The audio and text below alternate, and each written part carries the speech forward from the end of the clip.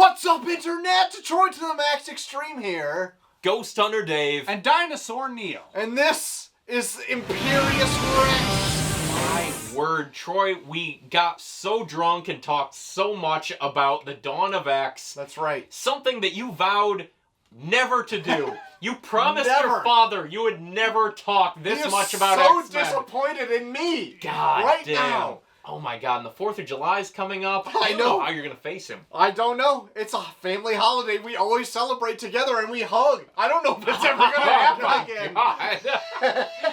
Well, if you've been keeping up on us, we've been on the Hickman train, the Hickman long game, Hickmania, X-Mania, the Hellfire Galavanza, as some call it. Hashtag Imperious Rexmen. All of those things. They all apply. Been a smorgasbord. And we're so drunk, but we have so much X-Men to talk about. That's right. So we had to cleave it in two, like Krakoa and Araco. Yeah. And we're getting back into it. Yeah. Getting back into We're it. diving in. We're picking up where we left off. And we're seeing this thing through to the end. And by the end, I mean the next big X-Men event. That's right. Which will be coming in the next episode. Oh my god, someone stop us. There's so much X-Men.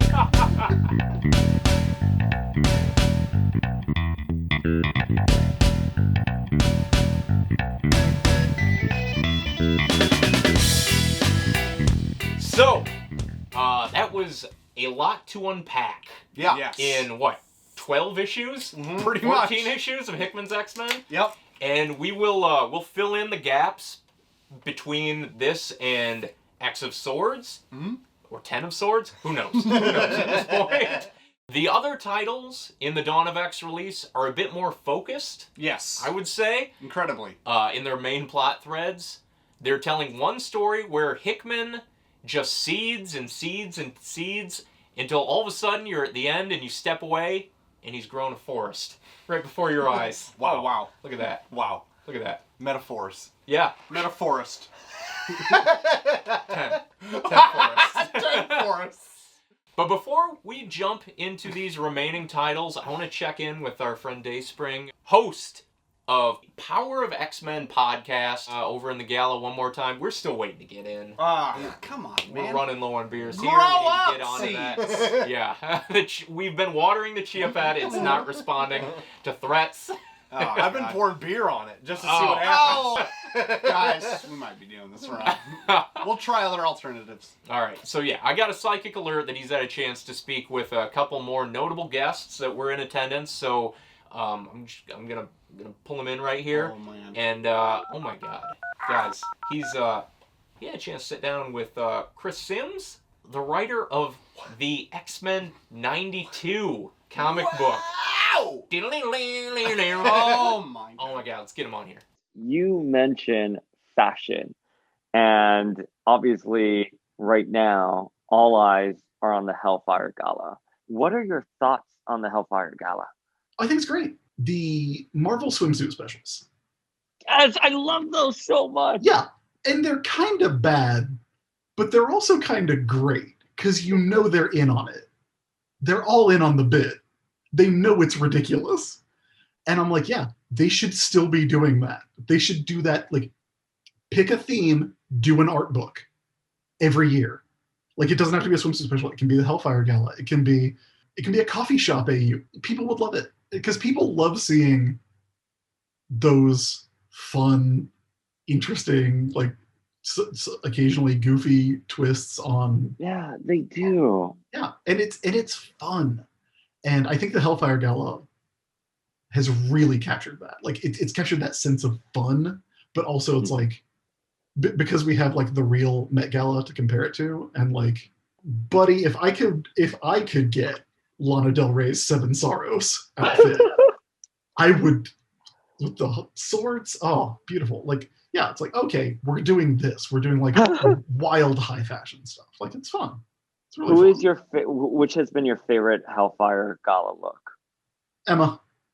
Oh wait, which one? The one with the cutout. Oh, with the boob window? Yeah. I love that one too. I love like the fur and her hair like that. I mean, like, honestly though, they're all pretty good. Like, They're all good. I'm looking at them now. It's like the thing that makes it work so well, whether it's the Hellfire Gala or whether it's the Marvel Swimsuit Special or whether it's whatever it is, these are characters who are designed to be visual. These are characters who are designed to tell a story with how they look. And so all you have to do is more. You just have to take that and you make it more. Like if you look at the Rachel Summers one, bigger spikes, you take them 3 steps further than would ever work. Because there's like, nobody wants to draw those costumes every day. Great to hear. Yeah. Great to hear. Oh, yeah. And stay tuned, Chris, as I assume my Emma Frost cosplay will continue to make you very confused and uncomfortable. We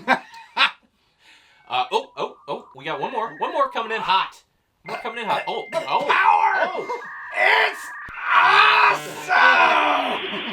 Hold tight. This is with... Oh my god, you're not going to believe this. You video gamers? Sometimes. All right. This is with Dan Vondrak.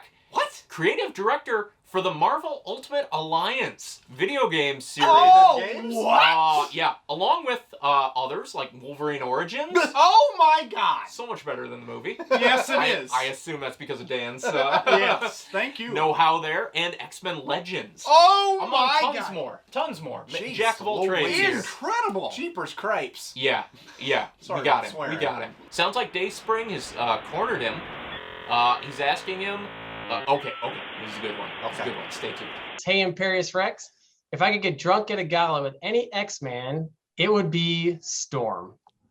Who do you think she would drink you under the table? Yeah, for sure. I mean, any of them would, for sure. I just want to see what she's like. She's always so reserved. What would it be like to have Storm just kind of let loose every once in a while?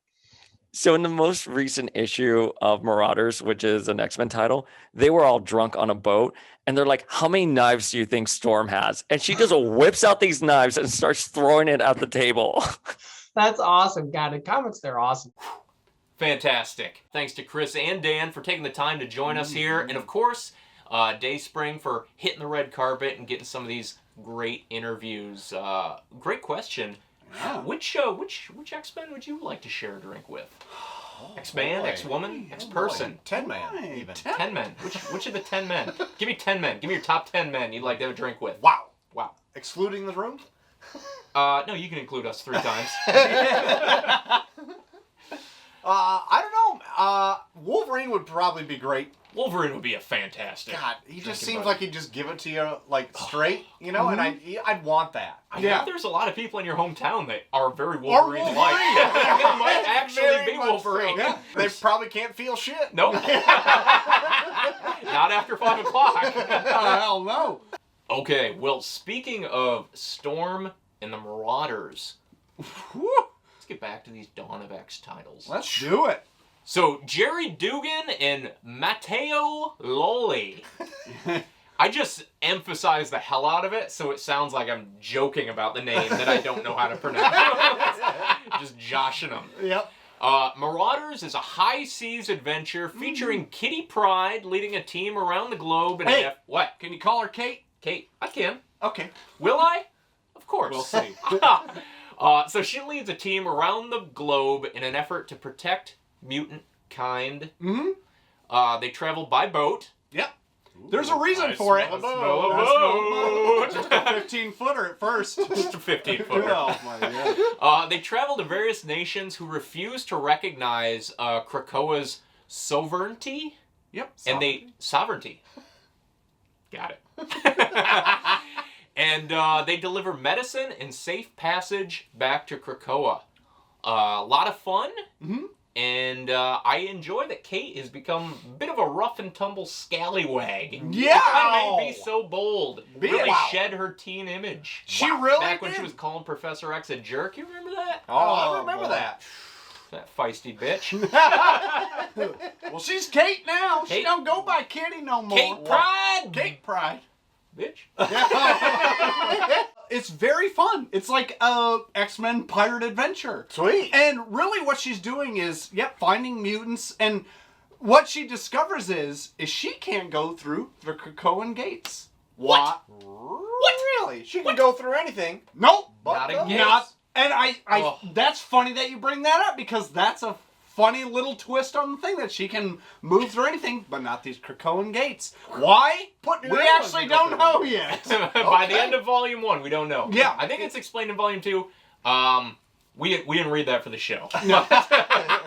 We'll get there. Yeah, but she can't get through the Krakoan I read it a gates. while ago. I don't remember. Okay. She does hire a crack team. She's got my a god. good She lineup does on have a this. good team. She's got Storm, Wow. who's Heavy hitter. Well, the thing is, Storm's like, you can't tell Emma anything about this because Storm kind of doesn't want to be like known that she's going around on this pirate ship doing stuff, but she's there. She's got Bobby Drake, Iceman himself. Wow, another heavy hitter. Exactly. Mega Mutant. And Omega level mutant. He tends to get depowered a lot in this issue, in this book. So he's Omega. He's got to get Professor X. Yeah, he doesn't do a lot of mutinying in this one. We get Pyro. We do get Pyro. Who's a lot of fun who in this. gets a face tattoo in this one. Of a skull. Yeah, Wow. it's just incredible. Pretty rad. And she's got badass Bishop. Oh my god. Bow, cue up the Western music for Bishop. Are all our futures about to end now? Oh my god. Bet they are. Oh, Is that the last one? I think that's it for the initial that's team. pretty much it for the initial They team. do a bring in hot-ass team. Colossus eventually. Yeah. Old Daddy Colossus. Oh, But yeah. that's it for the initial lineup. Mm-hmm. And Emma Frost is kind of like pulling the strings behind the scenes, which I enjoy because Emma and Kitty at the time, always had kind of a tumultuous relationship. Mm-hmm. But at this point, they almost see each other as equals. Yeah. And it's kind of nice. Well, it is. It just brings credence to all the mutants coming together, and they're like, you know what? The past is the past. Hakuna Matata. We're all in this together, except, Kate can't come through the gate. Yeah. So she has to travel by boat. She's got to go by The boat. slowest fucking mode of transportation. Yeah, exactly. But She she didn't get her a dons. plane or a No, helicopter. not Swim any faster. But she dons totally pirate coat, pirate Oh my sword. God, yo. They Oh, my fight God. the French pirate Batroc the Leaper in this. Get and out. it is wonderful. But there's more behind the scenes going on here in this book. Yeah. So it turns out Emma's kind You of were ruffling your feathers as you talk. Oh my God. so Emma's It's a kind very of. feathery group right now. I know. I would say that's fur, but we'll get on to all right. it. We'll discuss it. Oh my- Pirates, mutants. What more could you ask for? That's good. Mutants ahoy. For mutants ahoy! Next on the docket, from Benjamin Percy and Joshua Cassara, Yes. whom I fucking love this artwork. Same. X-Force. Loved this. This seemed like the second most important title. I out of agree. These initial Dawn And of X books. I would say if you weren't getting your action fill, this is the one you needed to read. Because this one, like the whole latter half, is just like, oh my god, Wolverine is the coolest thing in the planet. I go where I want it. Oh my god, does he ever. Speaking of that Wolverine voice, I'm just gonna throw this out there. The gentleman that does the voice of Wolverine in the X-Men animated series is available on Cameo. If any viewer out there, any viewer at all, was interested in sending us a greeting from Wolverine from the animated series, no obligation, but if someone did, that would be amazing. Yes. You can have him send that to IMPERIUSREXShow@gmail.com. Oh my If god. anyone wanted to do it, it will air. It will be on this Hellfire Extravaganza. Galavanza. So, yeah, I'm just throwing that out there. He's out there. He's out there. You can have him say morph. You can have him say electronic beams. You can smell him. Anything at all. There you go. It would be amazing. Mm-hmm. Just throwing that out there. All right. But back to X-Force. X-Force. This is essentially the mutant CIA, which Well, has been established. Don't call it the CIA. Well, that's a whole big plot line. They don't want you to call it the CIA because that's too human. Oh my we God. need to think of other ways to separate ourselves. MIA? For mutants. For mutants. This is put in place to investigate and eliminate. Wow. I'm sorry, I've had quite a few. Put in place to investigate and eliminate inherent threats to Krakoa. Yes. I'm drunk. I'm just having fun with it now. This is true. They've kind of put together like this group that they've decided like Beast is kind of like the Beast and Jean are kind of like the brains of the organization. They're like we need X-Force for specific reasons that happen in this book where it's like we don't need X-Men, but we need X-Force. Yeah, we need like we need the one that Rob Liefeld created. Oh God, yeah. Pouches for everyone. No feet. Aplenty. Yeah. So it is that, and it's like to deal with like the existential threat of human like attempts to destroy our way of living. Yeah. Like it's kind of like a military kind of attempt at it, or CIA attempt. Just in case. Yeah, just in case. Just in case. For this, there's a very specific instance in this book where it's definitely required. Yes. So in the first issue, everyone's having a great time at Krakoa. They're having a barbecue, I think. Yep. And all of a sudden, this strike team of anti-mutant human bigots parachute in, shoot up the place, and put a bullet right in the computer of one Charles Xavier. Yep. And by computer, I mean his head. Yeah. Wow. They shoot him in his head. They kill him. Issue 1, Charles is dead. Wow. And as I was reading this, I was like, are you fucking kidding me? Yeah. Like, we just built up this entire amazing thing with Hoxpox, and you fucking jumped the shark in issue 1 of X-Force. Oh yeah. But I think it was done intentionally just to show, like, yeah, this shit's real. It's real. Yeah. Yeah. So this group comes in, they kill Charles. They're able to bring him back through the resurrection protocol and everything. But it showed them that, like, yeah, these people aren't going to play by our rules. We need to have a contingency plan here. So, Wolvie, obviously. Of course. Beast. Jean Grey. You're a mad genius. Oh, I'm surprised Jean was pulled in.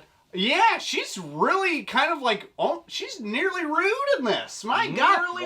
Nearly rude, yeah. She has very little sympathy in these books. She kind of she's out for mutant, you know. Still rocking that Marvel Girl costume, though. Yeah. Which I'm digging. I love it. Do ya?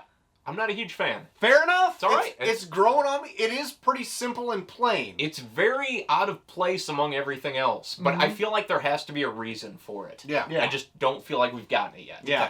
We've got Domino. Domino. Oh, Miss Lucky herself.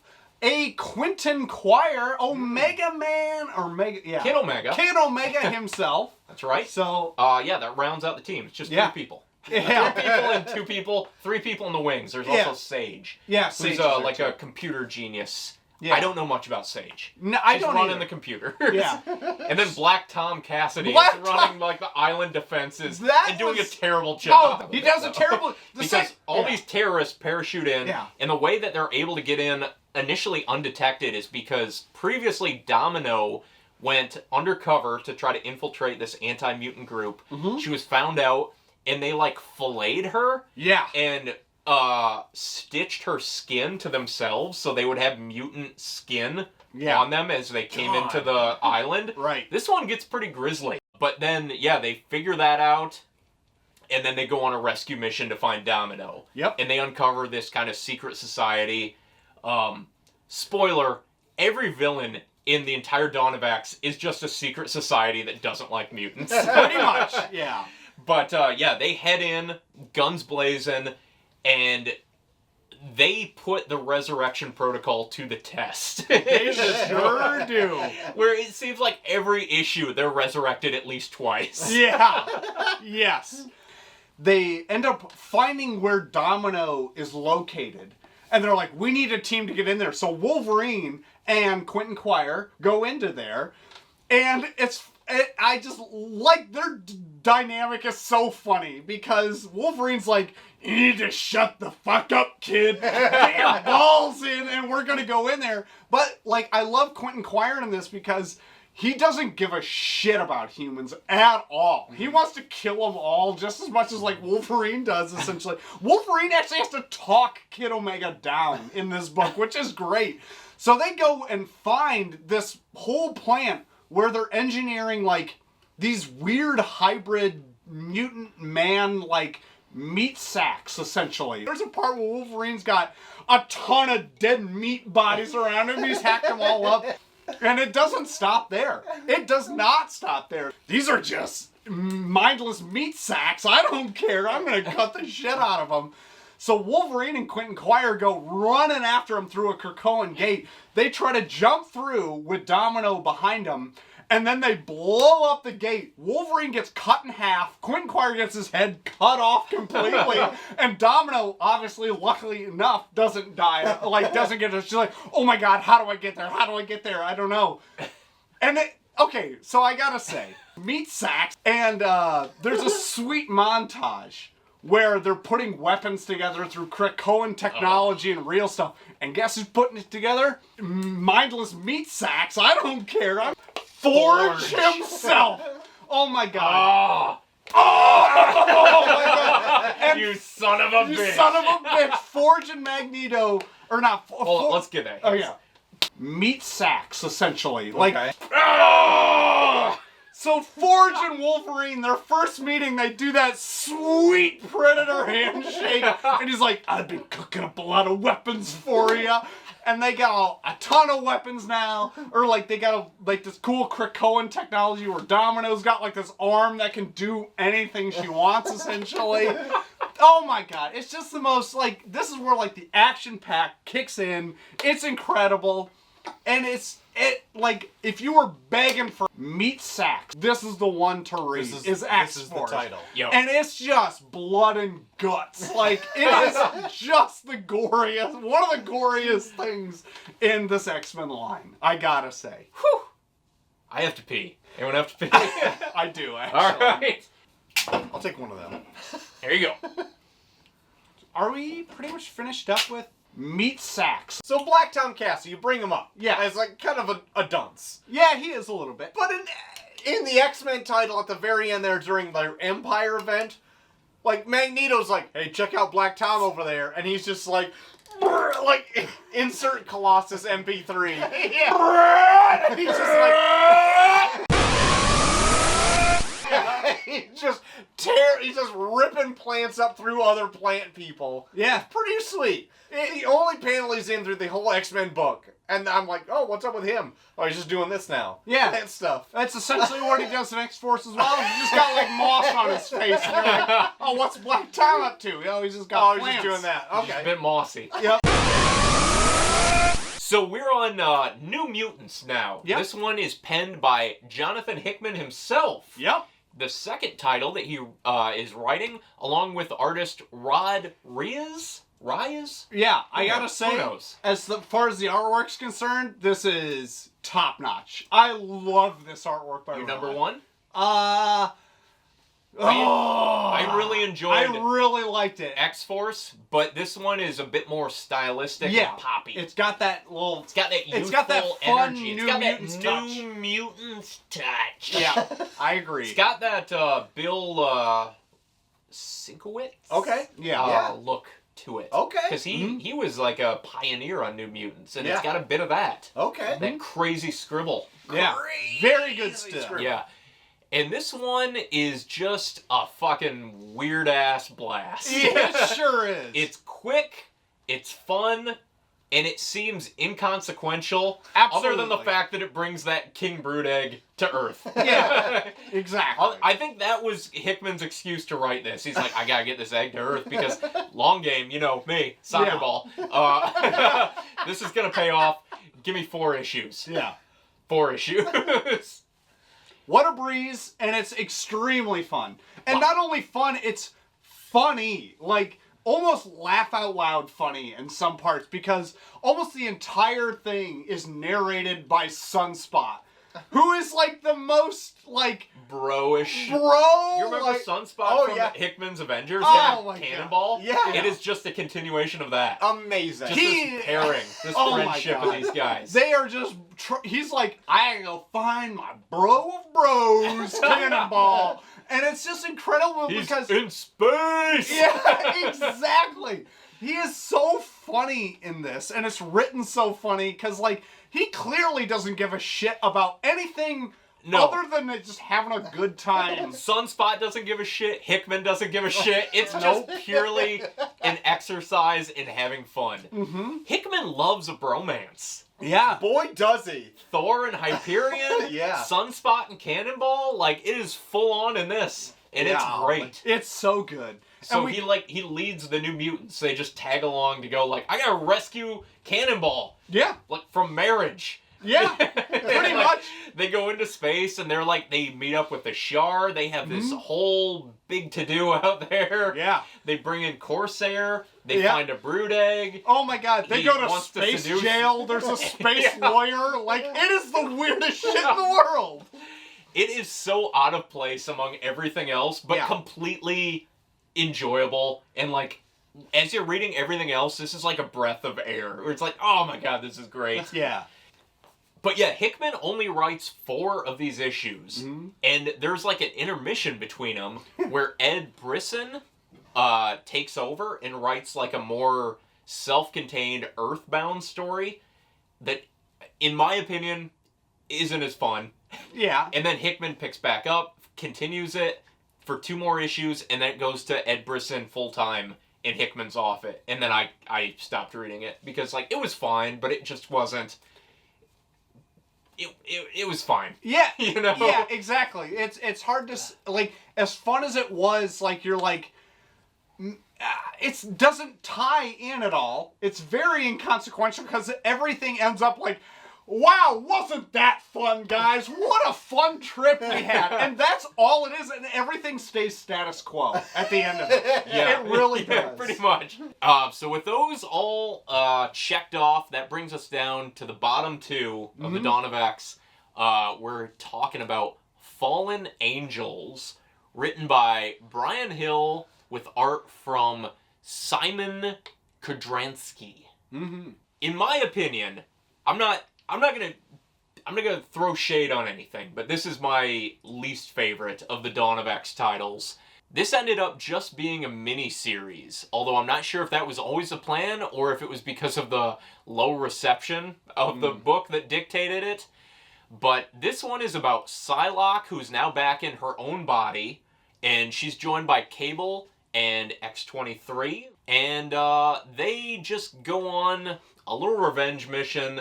They fight some machines, and that's that. It is completely unremarkable, other than the artwork is not great. A lot of static close-ups. There appears to be a lot of tracing and reused panels, and a lot of overly shadowed pieces as well, where they're just... It's hard to tell what's going on, and then the dialogue is not much better. Extremely pretentious and overblown. I like the idea that it's just like a bunch of broken mutants on kind of like a revenge mission. But at this point, like, every mutant is a broken mutant. So, like, none of these 3 grabbed me as anything, like, amazing. Yeah. And just, again, the overall villain was just like, it's just another, like, machine thing. Sure. Like, I'm just not into it. So, Fallen Angels, a big meat sack on the Dawn of X. Wow. Yeah, wouldn't recommend it. So now we've reached the final leg of our journey tonight. Excalibur, written by Teenie Howard and illustrated by Marcus Toe. I really wanted to like this one, but this is like an era of X-Men that I have no stake in, and it's like that weird Arthurian. Yeah. I just don't get it. Yeah. I just don't get it. Yeah. I read this as it was coming out, and then I have gone back and tried to reread it, and it just does not connect with me. Yeah. Doesn't resonate. No, it's like that. They call it Otherworld. There's Camelot. There's Avalon. There's all these. I don't know. I don't know what's going on here. Yeah. It's not for me. Yeah. I will say. The artwork is fantastic. I think the writing is good. I just don't get the storyline. Right. And, like, I don't love, like, the space X-Men, like, all the Shi'ar stuff. Like, it's not my favorite X-Men. Yeah. But, like, I can do that. I can't do this. This is where, like, I draw the line. Where I was like, I just can't. Yeah. And they go all in this one. Like, it is full magic. It focuses on Betsy Braddock, who's no longer Psylocke. She is now popped back into her own body. And she's the sister to Captain Britain, who is like the champion of Avalon. Yeah. And due to circumstances throughout the story, she takes up the mantle. So now Betsy Braddock is Captain Britain. Okay. Which I'm like, okay, that's cool. Yeah. That's all right. Yeah. But then, like, Morgan Le Fay comes into play, and I'm like, okay, we're getting a little too Arthurian for me. Like, they bring in all this, like, weird mutant magic stuff, and who's really entrenched in this is Apocalypse, which seems like such a departure of how I picture Apocalypse. Yeah. I don't see him as, like, a magician. No. Not at all. He's a Darwinian, he's survival of the fittest, and he is all in on the magic side of this. What? And I'm like, this feels so out of character to Apocalypse that I just can't get behind this. Right. I can picture him in a suit way easier. Yeah, exactly. He has a different suit, and it's a more magical suit, and I don't like it. Nah, full on tuxedo and top hat routine. But, like, I like the cast. I like Betsy Braddock. She brings in Rogue, Gambit, Jubilee, a couple other X-Men mainstays, and they go off into Camelot, and they have an adventure, and I'm just like, this isn't X-Men to me. Yeah. But having said that, people like this. This is one that is pretty well received. So I don't want to just cast it off. It's not for me, but it's out there. So I'm gonna pull in the help of our correspondent on the scene, Dayspring. Okay. I'm gonna say, Paul, Dayspring. What about this is really resonating with fans? Like, why do people love Excalibur? What am I missing? What's this all about? And I know that this is going to be pivotal into our next leg of our X-Men journey, X-Mania. Yeah. As I've just decided to call it. X of Swords, 10 of Swords, as I've said it's called. 10 Mania. 10 Mania. Why is Excalibur so important? I can't see past that fog of alcohol. I mean, what are you guys doing? Oh. Okay. Well, I'm not one to talk. All right, so let me interrupt this conversation here about Excalibur. Like, I get it. Excalibur is a very dense read, but Tini Howard is a phenomenal writer. I think when you read it, you see that a lot for Ten of Swords is set up, especially with Saturn 9. And there's this big journey for Betsy as she takes on the Captain Britain mantle. It's all really, really well done, and it's all laced in there. And also the relationship between Richter and Apocalypse, I mean, that's called out in the Hellfire Gala. So I know it's a bit of a dense read. It's not for everyone, and that's something that I appreciate the X Office is aware of, that they're putting out all these books and they know not every book is for every reader. So it's totally okay if Excalibur isn't jiving with you, but it is one of those Purdian titles that sets up Ten of Swords, and it's a journey for Betsy. I still don't get it. Right. It's not for everybody, but it's fine. It doesn't have to be for everybody. Yeah. So that's it. What do we think, everybody? We just went through the initial lineup of Dawn of X. Yeah, I would say it gets increasingly less user-friendly. I will say. And that's probably kind of putting it lightly. Like, obviously, you and I are not so well-versed in X-Men. And that becomes very apparent in some of these latter half of these issues that we've been reading and some of the offshoots that we've been doing. But some of them are still very fun, very enjoyable to read. Like New Mutants, super fun to read. X-Force, just like an action adventure. Meat Sacks, I highly recommend that one as well. It's just like, it's starting to get a little less accessible, but like it's still really carrying on Hickman's Hoxpox run. So like it's really sticking to its roots, no pun intended. And I would say if you're reading just the main X-Men title, there is points where it does derail for me, even because like I'm not a huge X-Men fan. Spoilers. Like if you don't know that by now, I don't know how you've been watching this long. But like there's some points where I'm like, I only know your reference from the cartoon. Yeah. Like that's it. What's he doing? But still, I think the X-Men run, just the X-Men, is fun. Still great, If you're following, I don't think it takes a whole lot of knowledge other than that to like really know what's going on with the title. I'll tell you one thing. Those full-page text spreads get really fucking old when Hickman isn't penning them. Yeah, I agree.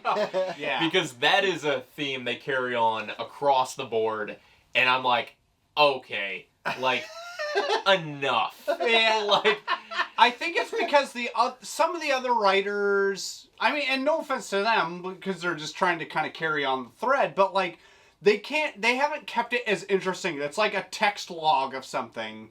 That is like, do I need to know that?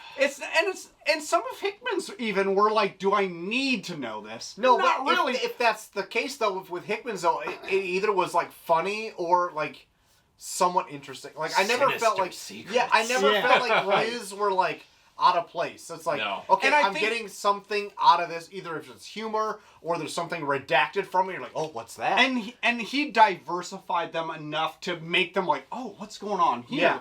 I also felt like this was a bit meandering at times, which, like, it has to be, because essentially all these titles are killing time until Hickman's next big thing. Sure. Right. And all these writers, which are good writers, like, nothing felt bad, other than I wasn't a huge fan of Fallen Angels. Like, all the writing seems on point, everyone's on character, but, like, you can't really move the story that we want right now until Hickman says go. Yeah. So we're just kind of, like, filling in the blanks until then, and I get that. Like, the first year, like, it's fine, but my biggest complaint about this is that at this point, all of the best X-Men enemies are now part of Krakoa. Yeah. So, like, the X-Men don't have anyone to fight except for interchangeable humans that have issues with them and are, like,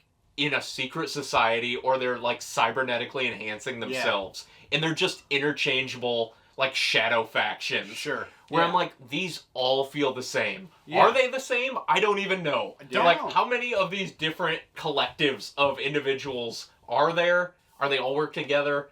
They might as well be. Yeah. And Is that or a random alien threat? Yeah, like, I want them to, like, bring in some other Marvel villains for them to fight, because... outside of Batroc the Leaper. Well, I mean, they've set the bar high. but yeah, I'm like, man, I could go for, like, a Juggernaut fight. So, okay, there is actually a thread that has not, to my knowledge, has not been completed, is that there was meat sacks, essentially. I want, like, a Dr. Doom or something. Yeah, Just exactly. Like, no, fuck Krakoa. And Latveria! Yeah, exactly. For Doom! For Doom!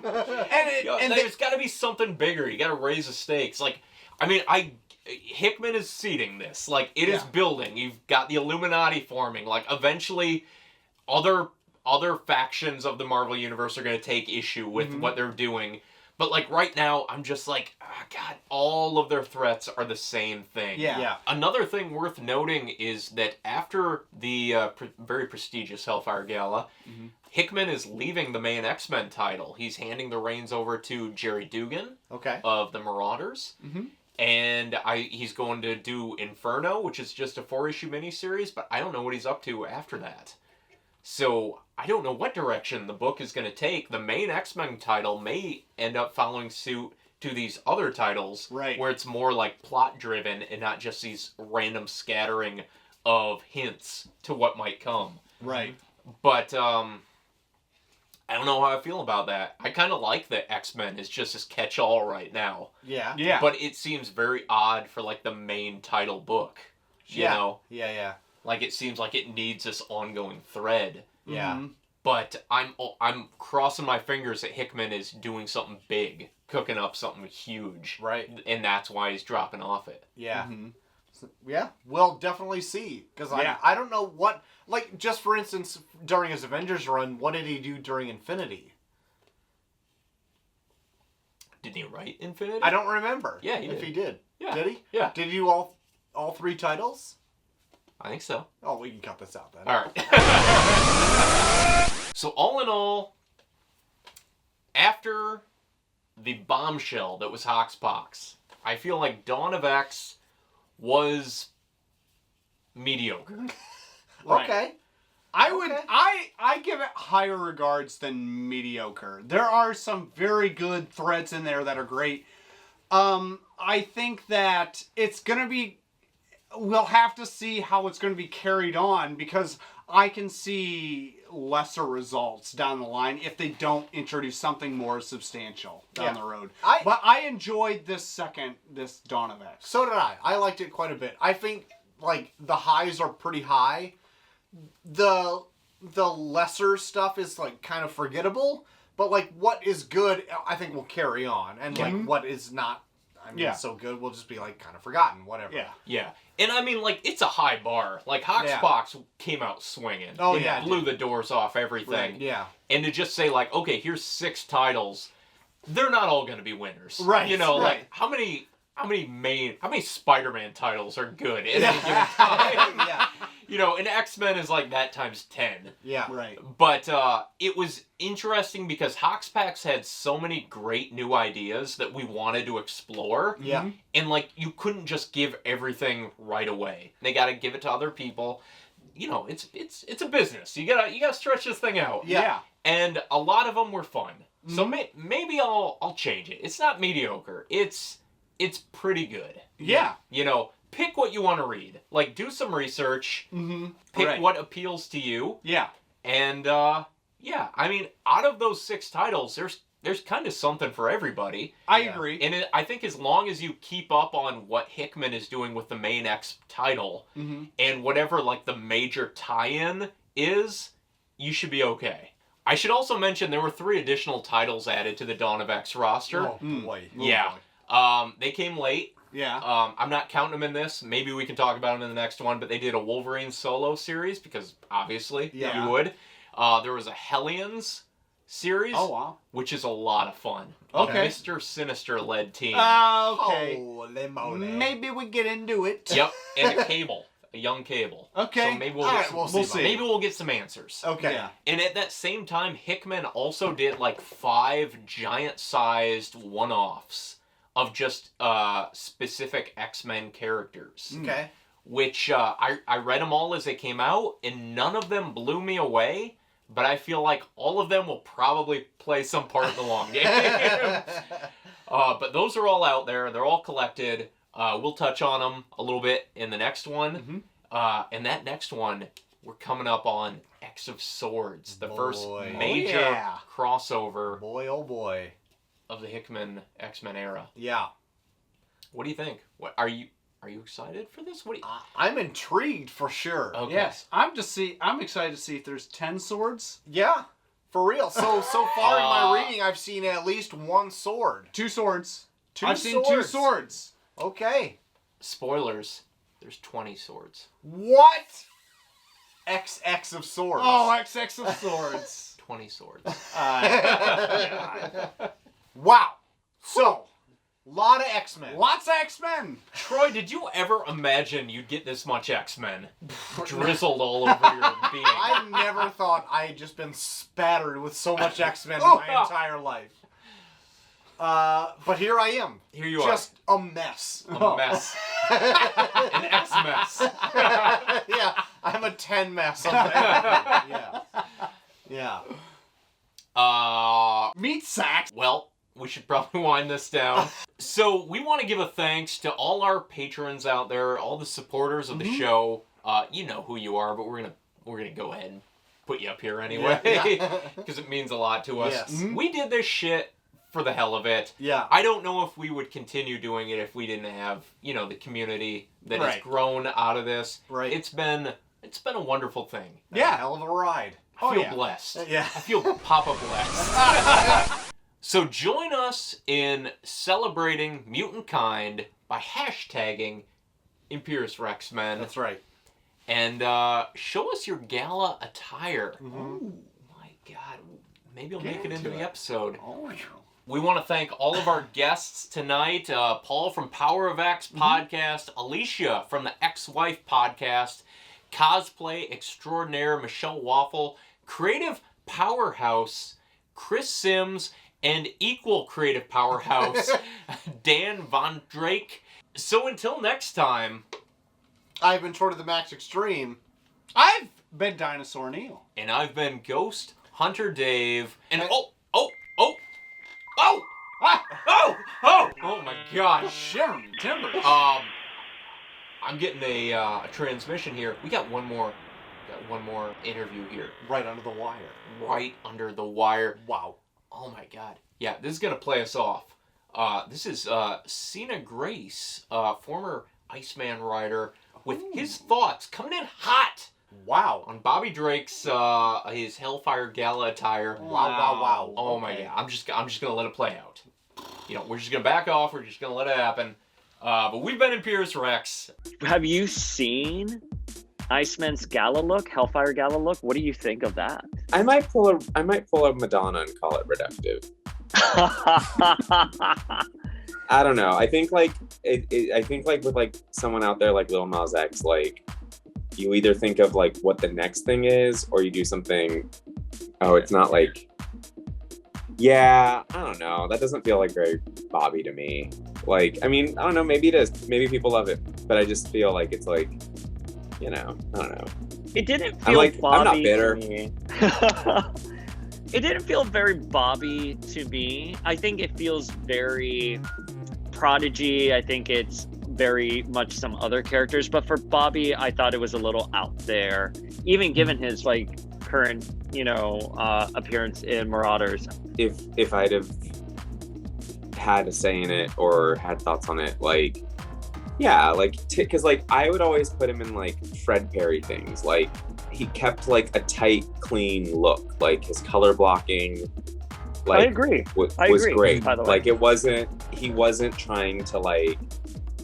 He wasn't like David from Schitt's Creek. You know what I mean? Exactly. Like he was like yeah, like that looks like an outfit. That doesn't even look like an outfit David would wear. That looks like an outfit Billy Porter would wear. Like, but like also it's like, okay, cool. Like, I don't know.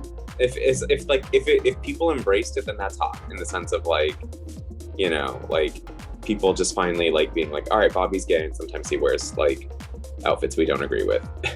Jeez. Longest episode ever. I do have to pee. Just talking around Neil. The way it used to be. Troy, do you remember when there wasn't this void between us? Boy. This whole foot and a half. My God. You fit A whole Neil between us. You fit a whole Neil between us.